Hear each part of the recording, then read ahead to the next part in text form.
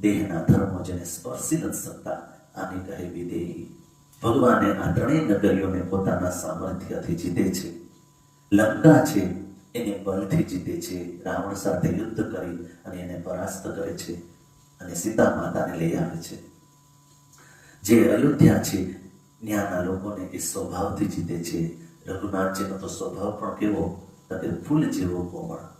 એમના રાજ્યના એક પણ વ્યક્તિને એના તરફથી અસંતોષ નથી.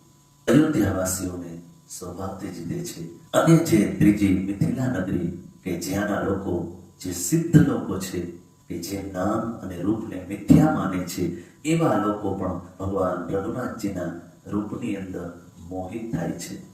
એમના સુંદર મુખ કમલ ઉપરથી નજર હટતી જ નથી. જ્યારે વિશ્વામિત્ર બાપજી જનકજીના દરબારમાં રામ લક્ષ્મણજીને લઈને આવે છે ત્યારે જનકજી પણ એમને જોયા કરે છે.